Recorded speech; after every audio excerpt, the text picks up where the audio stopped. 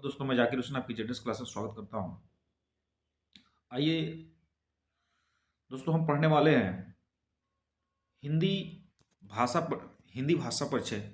चूँकि हम हिंदी करने वाले हैं यूपीपी या अन्य एग्ज़ाम के लिए, जो बहुत ही महत्वपूर्ण है, क्योंकि इस समय जो है यूपीपी की वैकेंसी आ चुकी है और आपका एग्ज़ाम भी होने वाला है 16 से 18 फरवरी की, अच्छा 18 फरवरी के बीच में। तो चलिए हम एक फास्ट जो है रिवीजन कर लेते हैं। तो सबसे पहला मैं चैप्टर जो स्टार्ट करूंगा हिंदी का, वह होगा हिंदी भाषा परिचय। आइए हम हिंदी भाषा परिचय को हम लोग पढ़ेंगे कि हिंदी भाषा परिचय क्या है।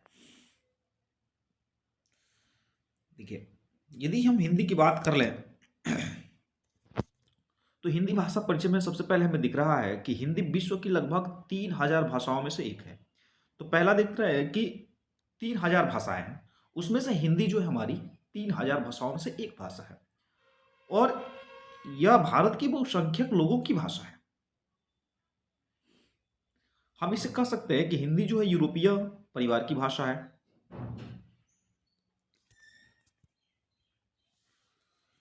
और इसकी आदि जननी मतलब जो हिंदी का जन्म हुआ वह किससे माना जाता है? संस्कृत से माना जाता है। और हिंदी भाषा का जन्म जो हुआ, जो हिंदी भाषा का जन्म हुआ है वह वैदिक संस्कृत से हुआ है। ठीक है, आप देख सकते हैं कि ये वैदिक संस्कृत से हुआ है। तो आपसे क्वेश्चन क्या पूछ सकता है कि ये बताइए कि हिंदी, ठीक ना, हिंदी की आदि जननी कौन है? तो पहला उत्तर जो होगा आपका संस्कृत हो जाएगा। उसके बाद दे दे कि हिंदी भाषा का जन्म किस से हुआ है? तो वैदिक संस्कृत। वैदिक संस्कृत मतलब क्या है कि जो संस्कृत जो है वेदों में लिखी। हिंदी विश्व चीनी में, हिंदी विश्व में चीनी एवं अंग्रेजी के बाद तीसरी नंबर पर सबसे बड़ी भाषा है। मतलब हम कह सकते हैं कि सबसे अधिक यदि विश्व में कोई भाषा बोली जा रही है तो चीनी है, उसके बाद अंग्रेजी, उसके बाद क्या है? हिंदी है। अब हिंदी क्या है? तो आप कह सकते हैं भारत की राजभाषा के रूप में सरकारी कामकाज के लिए प्रयोग किया जाता है। आइए देखते हैं क्वेश्चन हमारा कहां बन रहा है। क्वेश्चन आपका जो है यहां बन रहा है कि हिंदी जो है, हिंदी भारत की राष्ट्र भाषा 1965 से है। अब क्वेश्चन ये बनेगा कि हिंदी जो है हमारी राजभाषा है या राष्ट्रभाषा है? तो हम कह सकते हैं कि राष्ट्रभाषा घोषित किया गया है क्योंकि यह जो है 1965 से लागू किया गया। 14 सितंबर 1949 को भारतीय संविधान ने हिंदी को भी संघ राजभाषा में स्वीकार कर लिया। 14 सितंबर। अब यहाँ पे है कि भारतीय हिंदी दिवस कब मनाया जाता है? तो आप 14 सितंबर का आंसर होगा। कब से मनाया जाता है? तो 1949 से मनाया जाता है। उसके बाद आता है कि संविधान के अनुच्छेद 343 के अनुसार संघ की राजभाषा हिंदी और लिपि क्या होगी? देवनागरी होगी। अब किस आर्टिकल में दिया हुआ है? तो 343 में दिया हुआ है कि हमारी हिंदी जो होगी वह क्या होगी? राजभाषा होगी। भारतीय संविधान में इसे क्या किया गया? मान लिया गया है। कब से मनाया जाता है? तो 14 सितंबर 1949 से। जबकि हिंदी भारत की राष्ट्र भाषा है, यह 1965 से किया गया है।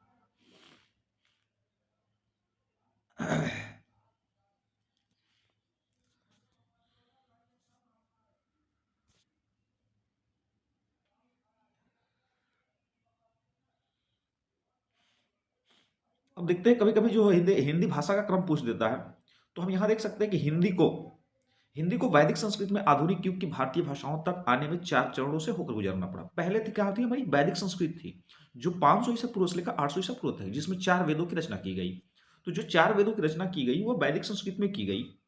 उसके बाद आता है लौकिक संस्कृत, जिसमें रामायण, महाभारत आदि महाकाव्य लिखे गए। अब क्वेश्चन ये बन सकता है कि ये बताइए कि रामायण और महाभारत जितने भी लिखे गए, ठीक है, रामायण और महाभारत आदि जितने भी लिखे गए वो कौन सी संस्कृत थी? क्या वैदिक संस्कृत थी या लौकिक संस्कृत थी? तो आपका आंसर जो होगा वो लौकिक संस्कृत होगा। लेकिन यही पूछ देखिए, चारों वेदों की जो रचना की गई वो किस वेदों में की गई थी या किस संस्कृत में की गई थी? तो आपका आंसर होगा वैदिक संस्कृत।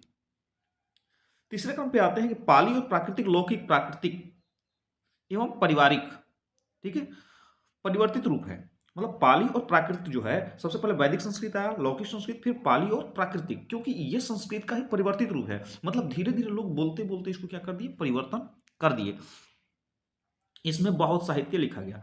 तो अब नेक्स्ट क्वेश्चन जो है यहाँ पे जीके जीएस के हिसाब से बन जाएगा कि ये बताइए कि बहुत साहित्य जो है किस भाषा में लिखा गया? तो अब पाली एंड प्राकृत भाषा में लिखा गया।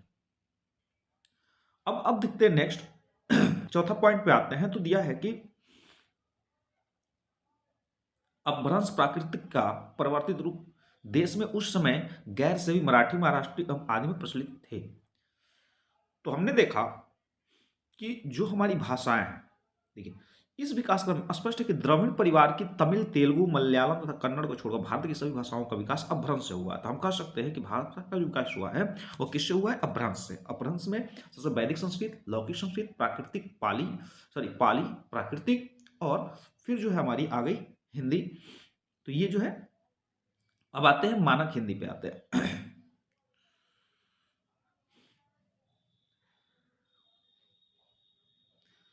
यदि बात कर लेंगे हम, चलिए इसको छोड़ते हैं, महत्वपूर्ण तथ्यों पे आते हैं। देखिए यहाँ पे जो मैंने आपको भी बताया था इससे पहले कि कौन कौन सी पॉइंट है। तो देखिए, हिंदी दिवस 14 सितंबर को मनाया जाता है। अंतर्राष्ट्रीय मातृभाषा दिवस 21 फरवरी को मनाया जाता है। भारत में अंग्रेजी को राजभाषा का दर्जा नागालैंड और मिजोरम में दिया गया, क्योंकि भारत में सबसे अधिक जो है इनमें देखिए राजभाषा का दे दिया गया, इसलिए क्योंकि वहां पे जो बाहुल्यता थी बोलने वालों की, तो इसलिए राजभाषा को नागालैंड और मिजोरम में जो है उसको दे दिया गया। केंद्रीय अंग्रेजी एवं हिंदी भाषा संस्थान कहाँ है? तो हैदराबाद में है, ठीक ना, दक्षिणी भारत। प्रथम हिंदी सम्मेलन भारत में 1975 में नागपुर में हुआ था। ये जो है बहुत ही महत्वपूर्ण टॉपिक है सब। हिंदी को राष्ट्रभाषा बनाने का विचार सर्वप्रथम बंगाल में उदित हुआ। मतलब लोगों ने ये सोचा कि बंगाल में सबसे पहले ये लोगों सोचा कि चलो हम हिंदी को क्या बना लेते हैं, राष्ट्रभाषा बना लेते हैं, और यह राष्ट्रभाषा जो लागू की गई 1965 से। जबकि भारतीय में हिंदी दिवस जो मनाया गया 14 सितंबर 1949 के तहत मनाया जाता है, और आर्टिकल नंबर 343 में क्या किया गया, इसका उल्लेख किया गया है।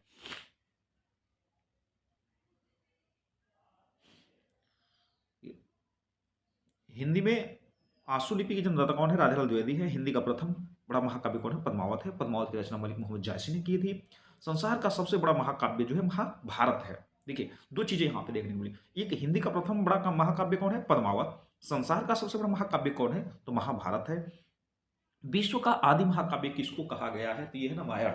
और आदि कवि किसको कहा गया है? तो यह है वाल्मीकि जी को कहा गया।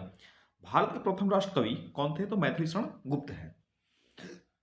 हिंदी विषय पर प्रथम ज्ञानपीठ पुरस्कार चिदम्बरा, चिदम्बरा क्या है? पुस्तक है, पाने वाले व्यक्ति कौन थे? तो भारतीय सुमित्रानंद पंत थे। आधुनिक युग की मीरा कही जाने वाली, ये तो बहुत ही महत्वपूर्ण क्वेश्चन है, कई बार पूछा गया है। यह है महादेवी वर्मा जी हैं।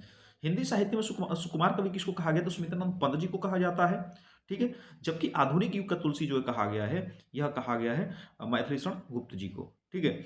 हिंदी का आदि कवित्री मीराबाई को कहा गया है। हिंदी की आदि कवित्री किसको कही गई है? तो यह है हमारी मीराबाई को कहा गया है। तो ये ध्यान रखना है। आइए अब जो है जो दोस्तों हम थोड़ा सा जो है देख लेते हैं क्वेश्चन, वस्तुनिष्ठ प्रश्न जो हिंदी हम विषय पर है साहित्य का, उसमें से क्वेश्चन देख लेते हैं। दिया है पहला कि हिंदी दिवस कब मनाया जाता है? आप जानते हैं कि 14 सितंबर को मनाया जाता है। यह आर्टिकल नंबर 343 में उल्लिखित है, और 1949 से। आधुनिक युग की मीरा किसे कहा जाता है? तो आधुनिक युग की मीरा जो है महादेवी वर्मा को कहा जाता है। उसके बाद तीसरा क्वेश्चन दिया है कि हिंदी साहित्य का आलोचनात्मक इतिहास, ठीक है, किसका लिखा गया? तो यह है डॉक्टर राजकुमार वर्मा जी हैं। डॉक्टर राजकुमार कौन है? वर्मा जी हैं, ठीक है। कि राम बोला बचपन में किसका नाम था? तो तुलसीदास जी का। तुलसीदास जब पैदा हुए तो ऐसा माना जाता है कि इनके मुंह में 32 दांत थे, और इनको लोग जो है राक्षस समझ गए थे। इनको जो है राक्षस समझ गए थे, तो इसलिए इन्होंने जब जन्म लिया तो इनके मुख से क्या निकला था? राम। तो इसलिए इनको नाम लोग क्या रख दिए? राम बोला रख दिए। तुलसीदास का जन्म कब हुआ? तो ये हुआ जन्म 1554 में। आदिकाल को विगाथा काल किसने कहा था? तो डॉक्टर रामविलास ने कहा था। सॉरी, आदिकाल को विगाथा काल कहने वाले व्यक्ति जो थे, ये थे हमारे पंडित रामचंद्र शुक्ल जी थे, ठीक है। पंडित रामचंद्र शुक्ल जो जी थे। नेक्स्ट क्वेश्चन है आपका कि हिंदी की उत्पत्ति किस अपभ्रंश से हुई है? हिंदी की उत्पत्ति जो है किस अपभ्रंश से हुई है? तो आप समझ सकते हैं कि हिंदी की उत्पत्ति जो है आपकी ये सौरसेनी अपभ्रंश से हुई है। सौरसेनी अपभ्रंश से हुई है। उसके बाद आता है नेक्स्ट क्वेश्चन कि हिंदी में कौन कवि राष्ट्र कवि है? राष्ट्र कवि है, तो ये राष्ट्र कवि कहा गया मैथिली शरण गुप्त को। उसके बाद आता है कि आधुनिक युग का तुलसी किसे कहा जाता है? तुलसी सुमित्रानंद पंत, विद्यापति, मैथिली शरण गुप्त, या आपको हरिवंश राय बच्चन। तो आपका ऑप्शन जो होगा वह होगा मैथिली शरण गुप्त को कहा गया है। नेक्स्ट क्वेश्चन है बच्चों कि हिंदी साहित्य में किस कवि को कवियों का कवि कहा गया है? अज्ञेय जी को, भवानी प्रसाद को, रामेश्वर बहादुर सिंह या हरिवंश राय बच्चन। तो ये आपका ऑप्शन जो है ये है हरिवंश राय बच्चन। अगला क्वेश्चन आता है कि महात्मा गांधी ने हिंदी के प्रचार प्रसार के लिए किस संस्था की स्थापना की थी? गुजरात हिंदी विद्यापीठ, हिंदुस्तान प्रचार सभा, हिंदी साहित्य सम्मेलन या राष्ट्र भाषा प्रचार समिति। तो इसमें जो आपका ऑप्शन होगा वह होगा राष्ट्रभाषा प्रचार प्रसार समिति। अगला दे रखा है आपका कि मानक हिंदी से क्या तात्पर्य है? मानक हिंदी से क्या तात्पर्य है? आदर्श के रूप में हिंदी का स्वीकार्य, केवल लिखने पढ़ने की हिंदी, साधारण बोलचाल भाषा की हिंदी या मध्यकालीन हिंदी। तो इसमें देखिए मानक हिंदी का हमें तात्पर्य यही है, हम इसका अर्थ यही निकलता है केवल लिखने पढ़ने से मतलब नहीं है, साधारण बोलने से मतलब नहीं है या मध्यकालीन से नहीं मतलब है, बल्कि आपका जो है यह है आदर्श के रूप में हिंदी का स्वीकार्य रूप। ठीक है।